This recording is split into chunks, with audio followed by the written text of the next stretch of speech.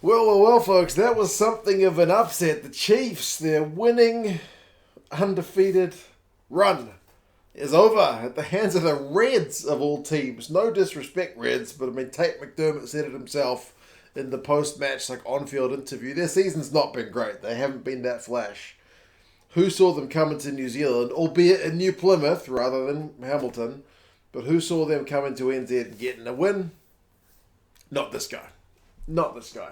25-22. We will go through some key events and stats, and you guys can let us know your thoughts. But goodness gracious me, competition could use a good game like this. Nice raucous crowd in New Plymouth. They don't get treated to Super Rugby very often. They may not get treated to Super Rugby more if their team goes there and can't get the job done over a red side that they're supposed to be beaten. But good crowd atmosphere. You could hear the chants of the Chiefs.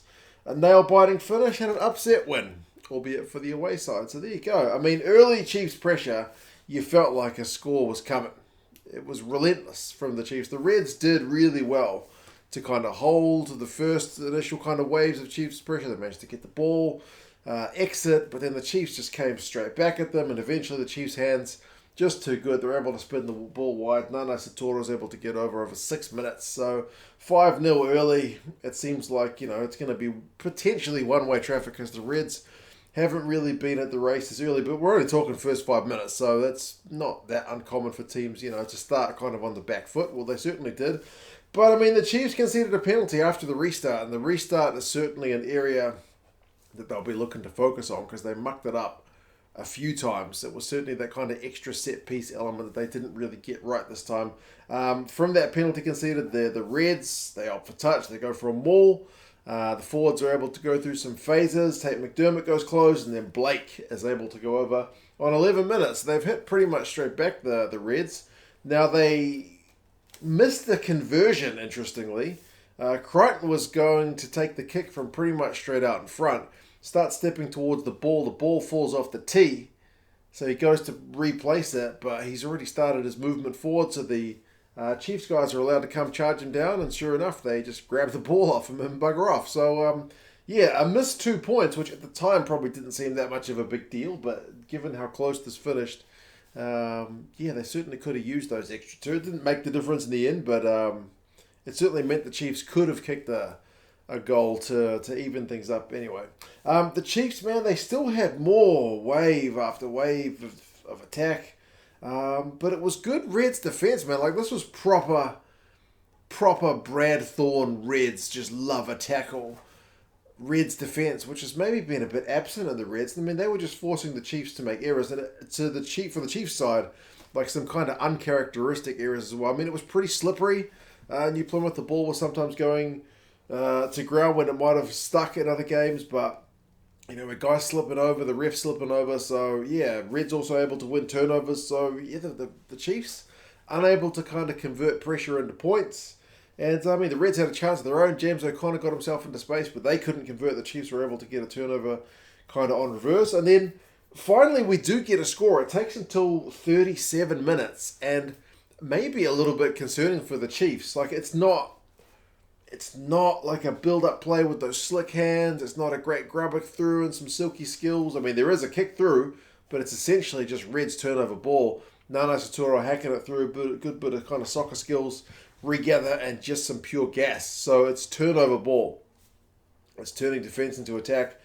Puts the Chiefs in front 12 points to 5. But once again, the Chiefs, not long after scoring points, concede a penalty. What do the Reds do? They go for touch. They go for a maul. Eventually, Tate McDermott is able to snipe just before halftime. And, they go into the sheds 12 points apiece. Now, at 12 points apiece, I am firmly in the belief that the Chiefs are going to run away with this in the second half. Clean breaks is 3-2 to the Chiefs. They've had 53% possession, which is not a heck of a lot more. But they've had 417 run meters to 282, albeit with Nana Saturo kind of clocking up a few free ones with that turnover ball. But knock-ons is 6-0. The Chiefs have just been dropping the ball. And at halftime, I'm thinking the Chiefs aren't going to do that in the second half.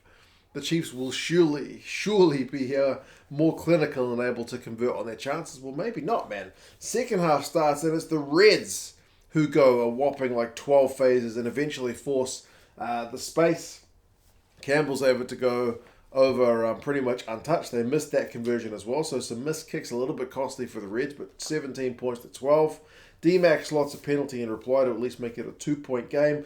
Reds line-out is also not operating at 100%. You feel like if you're going to go to, or come to New Zealand and beat this unbeaten Chiefs side, you probably want most of your kind of controllables to go well. Well, the Reds line-out's not been fantastic, so yeah, it was an area of strength going into this game, but it was still a bit iffy. But again, it didn't cost them that much in the end. 53 minutes, the Reds not going for threes. It looks like they're going to set for another maul, but it's a little bit of a... I love it when it's a little bit of a trap in that the Reds, they have to set for a maul, right? Surely they've had some great success from the maul. Do they go for a maul because they got a close range attacking lineout? No, they spun it wide. And the Chiefs had given away an advantage at the lineout, so they tried a bit of a glory move wide with the cross kick. Didn't get any love from it, but then the next time when they went back for the advantage, they were able to go over through the forwards, and Nongol goes over on 56 minutes. So another misconversion, but 22-15. Maybe the Reds. That's 22-15 with, still 20 plus minutes to go. You're thinking maybe this is not, this is not impossible for the Reds to hang on to a lead like that, potentially. 62 minutes, it was the Chiefs' turn to have a 5-meter line out, but not straight. So another line out. This time it's the Chiefs' turn, but goes a wee bit awry. 72 minutes, though. The Chiefs, goodness gracious, 17 phases they went. 17 phases. The Reds really made them work for it. And it kind of all came back to a scrum penalty that the Chiefs had won minutes before, because 17 phases took a wee while to get through. But Josh Ioane with the final pass to Finau, who goes over for a try. It took the Chiefs some work, like I said, so 22 points apiece. There's not that much time to play. It could be going to a draw, but what do you know? The Chiefs mucked the restart once again. Reds are able to go through some phases with advantage. They eventually opt for a 3 to take a 25-22 lead, which, wouldn't you know it, that's going to be good enough. 3 minutes to play. Chiefs muck the restart again by taking the Reds man in the air, but too over-ambitious. But then the Reds lose the resulting line out, so it's Chiefs ball. Finau gets injured. They have to stop the game for an age. Hopefully he's all right. When they restart, it's a big scrum. Chiefs maybe holding the ball in for a penalty, but the Reds put on a big shove, so the Chiefs have to scramble it out. They got to go 50 metres. Can they do it? They get advantage. They get all the way up the field. Advantage over. We've only gone like 5 phases at this point. And then maybe it's a few more, but there was a lot of phases. Chiefs get another advantage. You're thinking, how long does this advantage last? Because they end up going 27 phases, the Chiefs. And I was thinking, the advantage should be over. I know they haven't had the distance because the second penalty advantage was really close to the Reds' goal line, but after 27 phases, I mean, they'd had at least kind of 15 phases with advantage. You got to call it at some point, and referee Williams called it. I didn't actually hear him call it. I wasn't sure if the advantage was over, but when they got held up, the Chiefs, that was the game. And the Reds hang on for a glorious victory. So well done, Reds. I didn't see that coming. A game built, as I said, on some proper Brad Thorne defence. Run beaters finishes 686 to 482. So the Chiefs dominate. They got 57% possession, 60% in the second half. They had a heap of ball. They had more territory. But they also had more turnovers conceded, man. 13 to 9. They conceded more penalties, 9 to 6. And the Reds made a heap of tackles, 194 to the Chiefs, 168. Both sides tackled really well. The Reds just under 90%. The Chiefs just over. So, yeah, proper game. I loved it. Good stuff. Narawa has 137 metres, 4 defenders beaten. Finau, 16 from 17 tackles. Campbell, 114 metres, 3 defenders beaten plus a try. Tate McDermott, 41 metres, looked dangerous at the back. Wright makes 23 out of 25 tackles, proper shift. Good game. Very good game. Edgy seat stuff. When the Chiefs were going so close in those 27 phases, they had a couple of chances out wide. I think it was Nankiville with one. But I was on the edge of my seat. Not even either of my teams, but I was proper holding my breath. Fantastic. Just what I want to see from a game of Super Rugby. Reds have got the Blues over in Queensland next, and the Chiefs will be home to the Canes. So that'll be an interesting one. But yeah, you guys let us know your thoughts, and I'll talk to you guys again soon. See you later.